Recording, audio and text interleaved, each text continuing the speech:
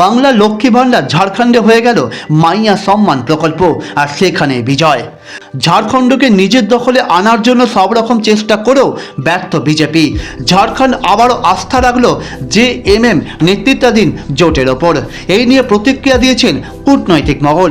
অনেকেই মনে করেন বাংলায় মমতার লক্ষ্মী ভাণ্ডার যেভাবে বাংলার মানুষের মুখে হাসি ফুটিয়েছে, সেভাবেই কাজ করেছে ঝাড়খণ্ডে মাইয়া সম্মান প্রকল্প।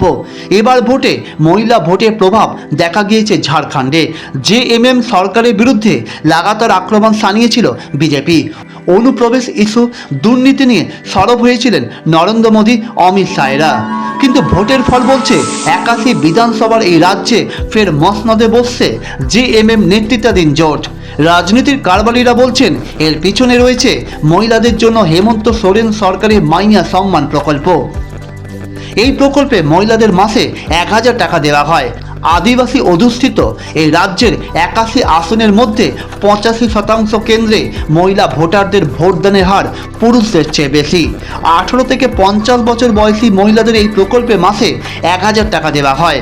এই বছরের আগস্টের প্রথমে এই প্রকল্প চালু করেছিলেন মুখ্যমন্ত্রী হেমন্ত সোরেন।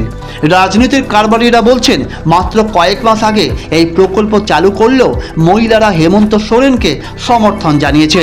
অন্যদিকে মহারাষ্ট্রে একই সূত্রে শিন্ডে সরকার লড়কি বেহেন যোজনা কাজ করছে। দুই রাজ্যের ফলের পর ফের আলোচনায় বাংলার লক্ষ্মীর ভাণ্ডার প্রকল্প। 21-এর বিধানসভা নির্বাচনের আগে লক্ষ্মীর ভাণ্ডার প্রকল্পের কথা ঘোষণা করেন মুখ্যমন্ত্রী মমতা বন্দ্যোপাধ্যায়। 21-এর নির্বাচনে তৃণমূলের বিপুল জয়ের পেছনে মহিলা ভোটারদের সমর্থনের কথা এক বাক্যে স্বীকার করেছিলেন তৃণমূলের নেতারা। 24-এর লোকসভা নির্বাচনের সময় দুর্নীতি ইস্যুতে বিরোধীরা তৃণমূলকে লাগাতার আক্রমণ করে।